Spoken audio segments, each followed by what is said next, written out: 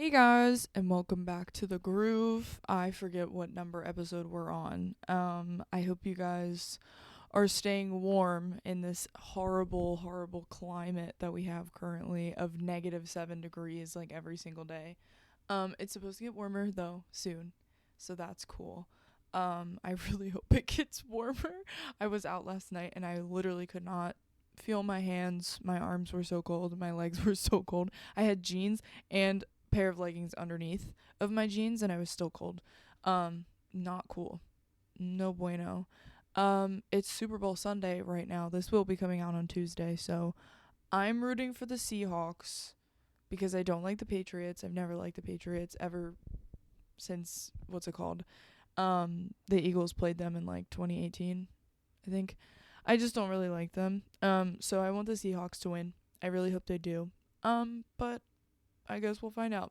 I feel like no one really cares about the Super Bowl this year because there's like way too much going on outside of football in the world, so everyone's just like whatever. And also the teams are whatever. Like no one really cares about these teams, I guess, unless you're like from where the teams are from. But whatever. Pretty lame Super Bowl this year, except for the fact that we have Bad Bunny. Bad Bunny is performing, and I think the whole world really likes Bad Bunny. That's a lie. A lot of people don't like Bad Bunny. Um, but I think it's going to be a good halftime show. I'm not going to understand anything he's saying, but I just watched his tiny desk yesterday to like get prepared, and he's really good. I don't care what people say. I think he deserved that Grammy. I think he is really good. I don't really listen to him per se, but he's a good musician. Like there's nothing wrong with him, and I think him playing the halftime show kind of makes sense because he's blowing up and everything else. So why not give him the halftime performance? We've had really shitty halftime shows in the past for people that thought were gonna be really good. But I don't think Bad Bunny's gonna disappoint. He is a dancing dude, and I think it'll be fun. So I'm excited for that. But on a sadder and darker and deeper note, I, as you know, talk about important things that are happening in the world. And one of the most recent important things happening in the world is the release of the Epstein files. It's really disgusting. I kind of like I've read a lot of them, and I'm actually kind of traumatized by it. Like it really has bothered me. And it's deeply saddening that that is going on in the world and like Loki runs everything ever and like whether we like it or not we have funded it because the people who were a part of it are in charge of literally everything. um so it's just I feel like the rug has been pulled out from under me and like the world my world view is like very different now just because everything just doesn't feel legit anymore. Like everything kind of feels like a lie. So it's like really hard to comprehend everything. If you want to educate yourself and read them, by all means do that. But just be very prepared if you have not already read them. It's really dark and really gross and really disgusting. But it just makes me sad that we low key like don't have we haven't had a choice for a really long time of voting for people who aren't involved in it. Um just because while it's a democracy and like we have different people to vote for, we're also only limited to two people. Um so it's still not fully that much of a choice and we all know that the government is corrupt and the government is awful, I think in my mind. Um and it's just not good anymore and I feel like we don't have choices anymore and we kind of have to we've been forced into this corner of supporting disgusting things because without even knowing it. And now that we know it, it's really upsetting to me.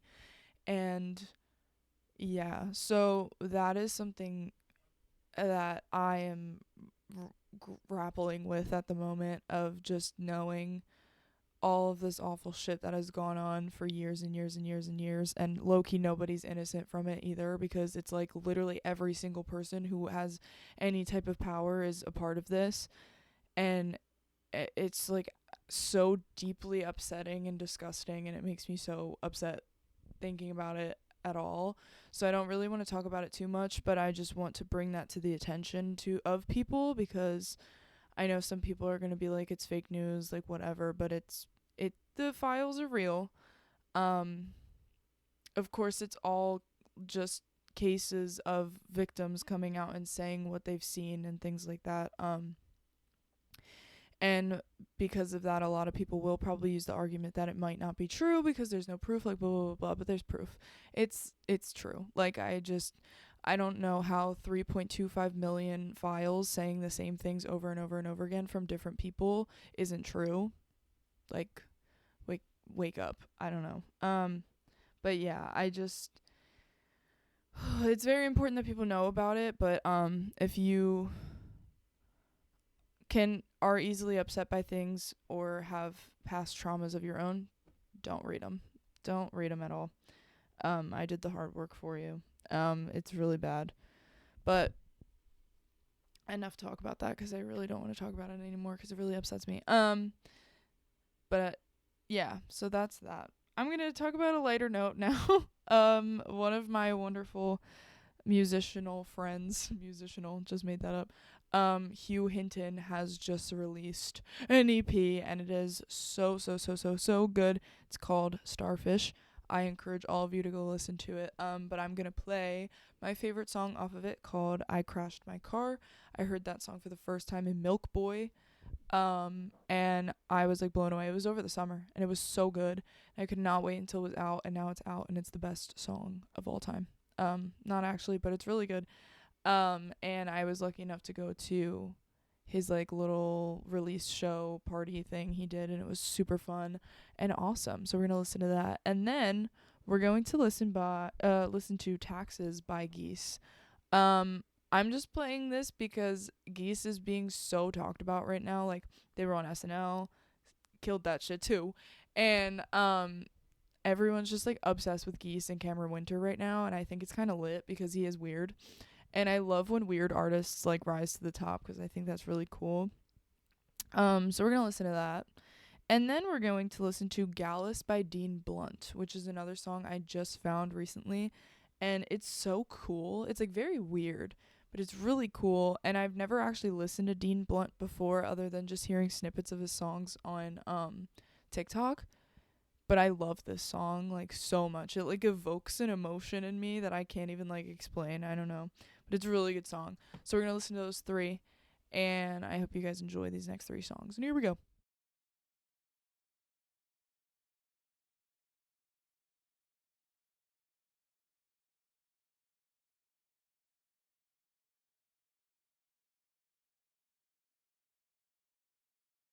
And once again, that was I Crashed My Car by Hugh Hinton off of his newest EP, Starfish. And then Taxes by Geese and Gallus by Dean Blunt. Don, don, don. I don't know why I did that. Um, but if you guys are Geese fans, I like want to know more about why you like Geese. I like just started listening to Geese. I've been listening to Cameron Winter alone for like the past like 2 years, I fear. My great friend Connor sent me his like one of his albums. I can't remember what the fuck it's called. But it's like the one, all his solo things have his face on it, so that doesn't make any sense. But it's a really good album. And I remember listening to it for the first time, and I was like, this is funky. Like, this is really weird. And then I like gave it another listen, and then another listen. I was like, wait, this is actually really good. I like it a lot. And then I had no idea anything about Geese, like literally at all. Um, but I was just talking to Noah Richardson. That episode is airing now. You should go listen to it. It was a really, really, really good interview. And Noah's so cool, really talented. Go support him for real. But me and him were talking about Geese because he said that this record label kind of reached out to him, and he was like looking into them, and they were like talking about signing this artist, like whatever. And he was just like, oh, cool, like that's awesome, whatever. And they were signing Geese. And now he's like, it's so crazy that I was like kind of like right there with them, like it's wild. But yeah, I'll learn more about that by listening to the podcast. But it was cool to hear that, just because like Geese started just like everybody else. Like that's why I like Taxes the most. Oh, I like sorry, I just got a text from someone that I haven't heard from in a very long time. But uh Geese started in like basements and everything else, and that's why I like Taxes so much, because the music video perfectly, well, in the beginning, like the first half of the music video, I don't know if you guys ever seen it, but the first half of the music video like perfectly encapsulates like the house show vibe, because it's like a bunch of people standing there just listening to the beginning of Taxes, and the beginning of Taxes is like weird, and they're all just like sitting there like nodding their heads, because they're like, I like kind of like this, but like it's really weird, but like it's cool. And I feel like I've been in so many basements and just hearing the weirdest shit ever and being like, wait, like this is kind of fire though, like I like it. Um but it just like shows that there's a lot of bands doing what most of my audience is doing, and they actually get somewhere. So it's like Mannequin Pussy and Geese are like two very good examples of people who are coming from the same spots that you guys are coming from, and then getting to where you want to get to. Like it's possible. And that's why I enjoy Geese so much. Um but yeah, check out Geese if you haven't already, and if you haven't, low key you live under a rock and you need to crawl out of it and listen to them. But anyways, we're gonna shut up about Geese and stop glazing them, because I have 3 other songs that we can listen to. Up first, Make It Forever by George Clanton. I'm like kind of all over the place today because I did not have a playlist prepared. But I don't know if any of you know George Clanton. I love George Clanton. He's a well-known artist. Like he's up there. He's not from the local scene or anything like that. He's like kind of I don't even know how to explain his genre, but it's like, I don't know. It's like super like airy and like electronic and stuff like that. But it's really cool, and I love his music. This album came out, it's called Slide. This album came out in 2018, I believe. It's been out for a while, and it's so good. I still go back to it now. I think I found it in 2018 and I still go back to it to this day. It's just so good. So we're going to listen to that. And then we're going to listen to DTMF by Baboni in honor of the fact that he is doing the halftime show today. And this song is like kind of blowing up right now because all of us English speakers are kind of finally figuring out what the song is about, and it's like really sad, but it's really sweet song. So we're gonna listen to that, and then we're gonna listen to Catch by Cameron Dallas. I don't know if you guys know Cameron Dallas. I'm sure you do. He was like a huge YouTuber like back in the day. Or was he a TikToker? I actually don't remember. Whatever, but you know how I get songs off Groover? Like he sent. That's how I got this song. Either his PR team or him himself like sent the song to me, and I was like just going through like how I normally do, like giving people feedback, and I was like, wait, this is Cameron Dallas, and I was like, what the hell? So yeah, we're gonna play that because it's kind of cool. Like he's making music now, which I didn't know he did, and it's actually pretty decent. So we're gonna listen to Catch by Cameron Dallas, and yeah, I hope you guys enjoy these next 3 songs, and here we go.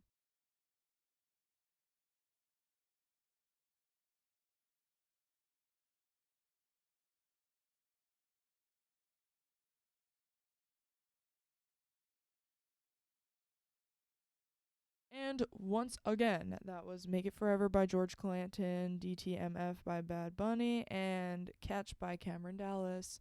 Yeah. Coolio Schmoolio. Bringing up Cameron Dallas kind of reminds me of just like all of the the crazy YouTuber media that I just used to consume when I was younger. I wasn't a YouTuber kid. Like I did not watch YouTube. YouTuber kid. I should have just said YouTube kid. Whatever. I wasn't a YouTube kid. I wasn't allowed to watch YouTube for a while. I didn't even know what it was for a very long time. I was like a late bloomer. I wasn't allowed to have Snapchat until I was in 8th grade. I wasn't allowed to have Instagram until I was in 8th grade, all that fun stuff. So I didn't watch YouTube. And then late middle school, I started getting into it. And it was because my best friend Riley would be like, she would come over after school all the time. And we'd sit and watch like Shane Dawson, controversial. But at the time, he was lit. And um we would watch Shane Dawson like conspiracy videos all the time, and then like the whole Jeffree Star like issue that was happening. Like I don't know, I wasn't that tapped in, but I knew that there was like people are having issues, and there was always drama, there was always tea going on. And then there's that like video of Shane Dawson on live, and he's like, well, you were messaging drama channels, and I'm like, what is happening? It's just so funny how we were so invested in like all these people's lives and we don't even actually know them. Like my favorite channel, the freaking Dolan twins. Loved them so bad. Excuse me, I just had to take a little sip of my water. My throat is very sore. Well, it's not sore, it's dry. That was the wrong word. It was dry. But the freaking Dolan twins, I loved them so much, to the point where like I've watched their videos like every day, and then I would go back and watch like specific videos because I thought they were awesome. But Grayson was my favorite. Ethan would get on my nerves, but Grayson was my favorite. And then it was like the Sister Squad with James Charles and Emma Chamberlain. And then it got me thinking about how Emma Chamberlain is literally my idol. Like I love Emma Chamberlain. It's just funny that I used to watch her when I was younger all the time, and then like now that she's like a podcaster and everything, like I still like watch her sometimes, but I'm not as tapped in. But I think she's the coolest person ever, and I want to do what she does. Like she's making so much money because she's just cool. Like I don't know. She figured out how to like just yap for a living and then make a business and like just do whatever she freaking wants. And I think that's so cool. And I think I could do it. I don't know how I can do it, but I think I could do it. Um but yeah, it's just the whole YouTuber thing is like crazy to me because we just like blindly follow these people as if we know them. And I think for Emma Chamberlain and things like that, it like I feel like you do actually know her cuz she's so real whenever she talks about things. But at the same time, like you've never been in the same room as these people, like you don't know actually how they are. So I don't know, it's like this weird like idolizing thing that I've never, I mean like I love Emma Chamberlain, but I'm not like, "Oh my god, like she's God's gift to earth, like there's nobody cooler than her." Like I don't know. I just think it's like I think idolizing people is weird, and I've noticed that recently I don't idolize really anyone. Like I'm not like, "Oh my god, I want to be this person so bad, like I need to be exactly like them." I've never been like that. I'm kind of glad I've never been like that. And a lot of people are, which is fine. Like of course you should have role models. You should have people that are like people you look up to, which I have that for sure, but I think I've locked into this concept of like you never really know a person, and that has kind of led me to not idolize anyone, which is cool, but also like it's cool, but I don't know if that's like a bad thing. I don't know. I feel like it's made me who I am, and I think I'm a little unique, but I don't mean to toot my own horn. I don't even know if that's like tooting my own horn. I think that's just me being like, yeah, I'm weird and I'm okay with it. But yeah, I'm gonna shut up now because that was like a very long-winded thing from Cameron Dallas. So, but now we're gonna listen to 3 more songs. Highway 95 by Sarah Biddick. Really good song. I really liked this one, along with Information Overload by Gemini Blues and I Saw You by Salem Roberts. I hope you guys enjoy these next 3 songs as much as I do. And here we go.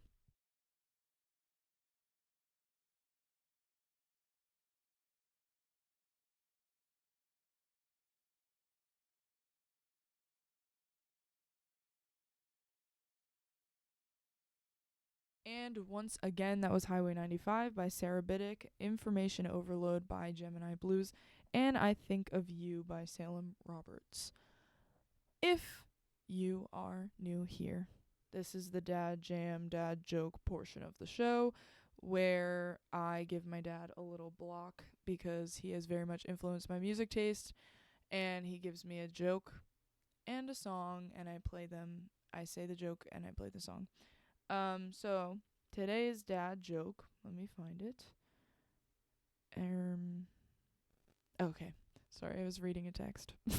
But today's dad joke is, why was the archaeologist so devastated? Because his career was in ruins. Get it? 'Cause, like, archaeologists, like, work with ancient ruins. Yeah. Good one. They're always so corny, and I never know how to, like, segue out of them because they're so bad, but they're so bad that they're funny. Yeah,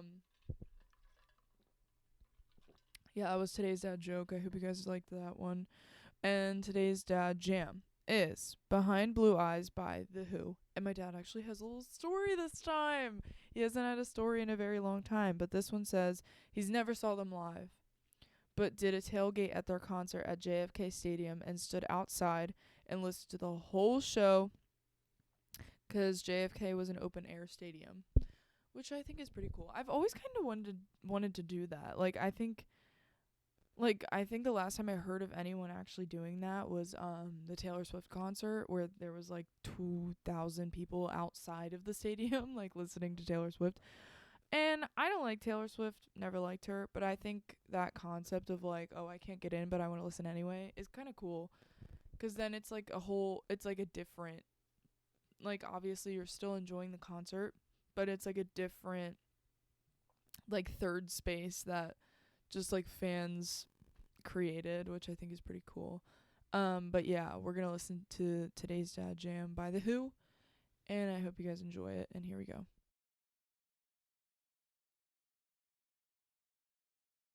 And once again, that was today's dad jam, Behind Blue Eyes by The Who.